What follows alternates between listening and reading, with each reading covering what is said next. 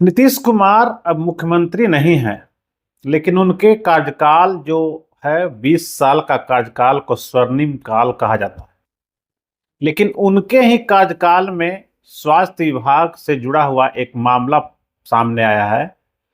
मंगल पांडे जी जब स्वास्थ्य मंत्री थे तब 1500 रुपया का जो मेडिकल डस्टबिन जो होता है, बीन ऑफ माइक्रोवेव, 1500 वाले को खरीदा गया है 15,452 रुपया में, और करीब 306 करोड़ रुपए की खरीद हुई है। लेकिन सबसे बड़ी विडंबना इस बात की है कि अब इस पे हाय तौबा मच रहा है जब नीतीश कुमार जी सरकार में नहीं है। कहा तो ये भी जा रहा है कि जैसे जैसे समय बीतेगा वैसे वैसे नीतीश जी के कार्यकाल के दौरान कई बड़े घोटाले सामने आ सकते हैं। जब तक ये लोग सरकार में रहेंगे, बीजेपी और जेडीयू के लिए, तब तक तो मुश्किल है। लेकिन जब सरकार इनकी चली जाएगी, सरकार से हटके कोई दूसरा अगर आएगा, उस समय हो सकता है कि इनके कार्यकाल के कारनामे सामने आए। वैसे इतना तो तय है कि मंगल पांडे जी का विभाग हमेशा से घिरा हुआ रहा है विवादों में, और ये जो डस्टबिन है जिसकी कीमत 1500 रुपये है मात्र, उससे 15,452 रुपये में अगर खरीदा गया है तो ये तो महा घोटाला है। आपको पता होगा कि 4 तरह के डस्टबिन किसी भी हॉस्पिटल में, सरकारी में भी प्राइवेट में भी रखा जाता है, लाल, पीला, हरा, ब्लू, और उसमें अलग अलग तरह के जो मेडिकल वेस्ट रहते हैं उसमें डाला जाता है। और उसके बाद वहाँ से किसी कंपनी को यहाँ से उसको दिया जाता है जिम्मेवारी कि इसको ले जाके इसको रिसाइकिल करो, डिस्ट्रॉय करो, या फिर इसे जलाना है, जो करना है, जो प्रक्रिया है, जो मेडिकल वेस्ट को जो डिस्ट्रॉय करने के लिए जो किया जाता है, और उसके लिए इंसिनरेटर शायद कहा जाता है। और इसके लिए वैसे पूरे बिहार में मात्र 4 जगह ही इस तरह के प्लांट लगाए गए थे जिसमें कि मेडिकल वेस्ट कचरा को उसको निस्तारण किया जाता है, मैंने उसको डिस्ट्रॉय किया जाता है, खत्म किया जाता है। पटना, भागलपुर और मुजफ्फरपुर, और एक जगह और कहीं पे है। 4 जगह की बात हम लोग जानते हैं। एक जगह गया, पटना, गया, मुजफ्फरपुर और भागलपुर, और भी 1-2 जगह हुआ है, और इसके लिए सरकार प्रोसेस में थी। ये हम 2000 मतलब 2-3 साल पहले की बात कर रहे हैं। और भी कई जगह शुरू करने, 6 जगह और शुरू करने की बात हुई होगी। लेकिन सबसे बड़ी बात यह है कि जो 306 करोड़ का जो घोटाला सामने आया है मंगल पांडे जी के कार्यकाल में, मंगल पांडे जी कुछ बोल नहीं रहे हैं।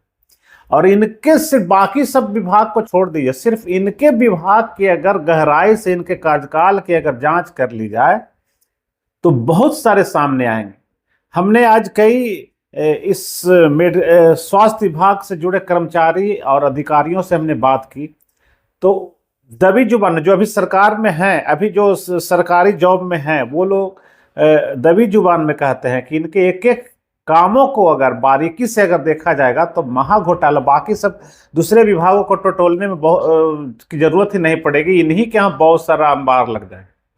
कहा जाता है एक एक बिल्डिंग को बेमिसाइल से जो बनाने का जो खर्च जो आता है, जो बिल्डिंग अगर 1 करोड़ का है तो सीधा उसका 5 करोड़ 6 करोड़ उसका बिल्डिंग का खर्च बताया जाता है। उसमें सामान, इक्विपमेंट वगैरह सब लगाने में बहुत भारी पैमाने पर। उसके बाद जो मेडिकल जो दवा जो है, वो दवा जो वितरण किया जाता है सरकार के द्वारा, उसकी खरीद में भी व्यापक रूप से गड़बड़ियां सामने आ सकती है।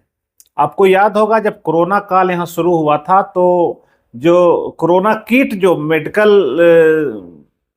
कर्मचारी को जो पहनने का रहता था उसकी भारी कमी थी, और ये जहां जाते थे किट पहन के घूमते थे, फिर फेंक देते थे, और वहां काम करने वाले को किट नसीब नहीं होता था। पटना के पाटलिपुत्र अशोक में स्पेशल कोविड वार्ड बनाया गया था, और वहां जो कर्मचारी, स्वास्थ्यकर्मी जो वहां 24 आवर्स ड्यूटी करते थे, शिफ्ट में ड्यूटी करते थे, उन लोगों को मेडिकल किट जो पर्याप्त मात्रा में उपलब्ध नहीं कराया जा सकता था। लेकिन इनके अधिकारी और ये खुद जब जाते थे हमेशा कि हम बहुत एक्टिव हैं कोरोना के संदर्भ में, हमेशा वो जाते थे उस हॉस्पिटल में, किट पहन के जाते थे, इनके लिए किट व्यवस्था, लेकिन वहां काम करने वाले को किट नहीं मिलता था, समझ लीजिए। और कोरोना के नाम पर आपको ये पता होगा कितना पैसे की लूट हुई है, बंदरबाट हुई है, जब सभी विधायकों ने और सभी विधान पार्षदों ने अपने एक एक महीने के वेतन दिया था। हालांकि ये भी आपको जानकारी होगा कि जो स्वास्थ्य कर्मी है, स्वास्थ्य से जुड़े हुए जो पदाधिकारी हैं, उन लोगों को सबको एक एक महीने का अतिरिक्त वेतन दिया गया था उनके काम को लेकर। जितने 2-3 साल का दौर रहा, 19 से 22 तक लगता रहा, और हर साल 1 महीने 12 महीने की जगह पर 13 महीने का उनको वेतन दिया जाता था। लेकिन उसके आड़ में, उसके मैंने अंदर की बात अगर कहें तो उसके बिहाफ में बहुत सारे ऐसे काम हुए जो फर्जी दस्तावेज के सहारे उसमें घोटाला। कोरोना काल का भी अगर उस कार्यकाल का अगर जांच कर लिया जाए तो बहुत सारे मामले सामने आए हैं। लेकिन अगर मंगल पांडे जी को हम लोग, चाहे कोई भी आदमी अगर अप्रोच करता था छोटा मोटा काम करने के लिए, पैरवी के लिए, तो किसी के नहीं सुनते थे, किसी के नहीं सुनते, किसी पत्रकार की नहीं सुनते थे, किसी नेता विधायक को भी कहते थे कि एक छोटा सा काम है आप करवा दीजिए, तो नहीं ना, मंगल पांडे से काम नहीं। मंगल पांडे का एक छवि जो बना था, ड्राई ऑनेस्ट का छवि बना हुआ था। हम पत्रकार लोग भी पर्सनल काम के लिए भी अगर चाहे उनके इर्द गिर्द के पदाधिकारी को अगर हम लोग कहते कि ये काम है छोटा सा, आप कर दीजिए किसी की पैरवी, तो नहीं कहा जाता था, नहीं संभव था। इतने ड्राई ऑनेस्ट मंगल पांडे के विभाग से बताइए कि 1500 का जो डस्टबिन है वो 15-15,500 में खरीदा गया और वो चुप्पी साधे हुए हैं।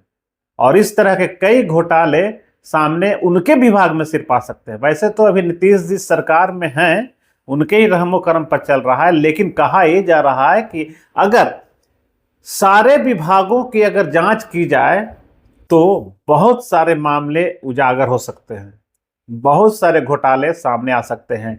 एस्टिमेट को लेकर केवल अगर कहा जाए, चाहे ग्रामीण विकास विभाग, ग्रामीण विभाग, पथ निर्माण विभाग, बढ़ा चढ़ाकर एस्टिमेट बनाया जाता था। मैक्सिमम 4 गुना 5 गुना एस्टिमेट बनाया जाता था काम करवाने के लिए।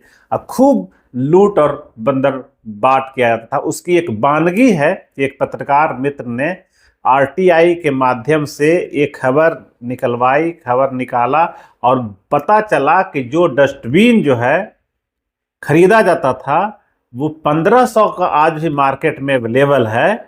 और प्राइवेट जो हॉस्पिटल है वहाँ तो 700-800 रुपये में लोग खरीद के यूज कर रहे हैं, और छोटे हैं तो 200-300 में खरीद के यूज करते हैं।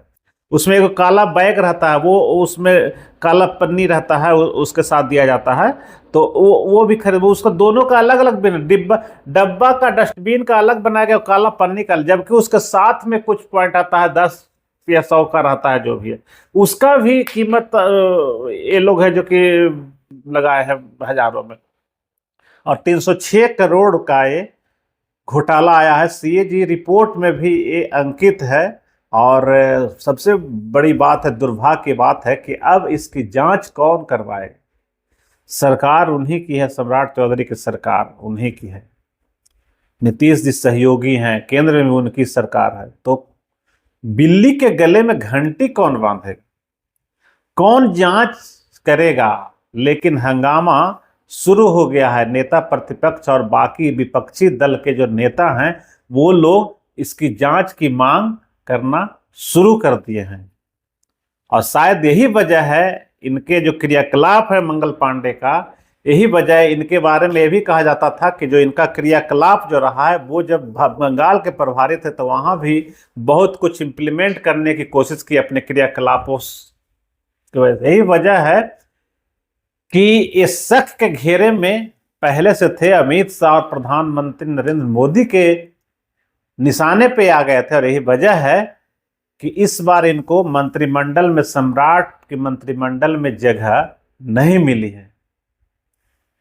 अब है कि सरकार की साख भी बचानी है, तो अपने मंत्रित्व काल को कोई भी सरकार, सम्राट चौधरी हो या नीतीश कुमार, वो बदनाम करना नहीं। अगर वो मंगल पांडे को बदनाम करते, जांच सामने आती, मंगल पांडे बदनाम होते हैं, तो नीतीश कुमार डायरेक्ट बदनाम होंगे, सुशासन बाबू डायरेक्ट बदनाम होंगे, और सम्राट चौधरी उसमें हाथ नहीं डालेंगे। सोच उनको पर ऐसे ही पूरा बीजेपी के लोग पड़ा हुआ है, वो वैसे ही हाथ नहीं डालेंगे, क्योंकि वो अगर इसमें थोड़ा सा भी कुछ इधर उधर किए कि हम जांच करवाएंगे तो उनकी कुर्सी भी खतरे में जा सकती है। इसलिए मुझे लगता है अभी फिलहाल दूर दूर तक इस पर मंगल पांडे पर कुछ होना नहीं, और इसकी जांच भी मुझे नहीं लगता है होगा। लेकिन विपक्ष जिस तरीके से इस मामले को, और मीडिया में जिस तरीके से इस मामले को उछाला गया है और उछला है और सामने आया है, ज्यादा दिन तक ये मामला दबा हुआ नहीं रह सकता है, और एक न एक दिन समय आएगा कि मंगल पांडे के कारनामों को, क्रियाकलापों को आप सबों के बीच उजागर होगा और आप लोग देखेंगे, और दूध का दूध और पानी का पानी सामने आ जाएगा। अगर आपको ये खबर अच्छी लगी तो चैनल को सब्सक्राइब करना नहीं भूलें और बेल आइकन जरूर दबाएं।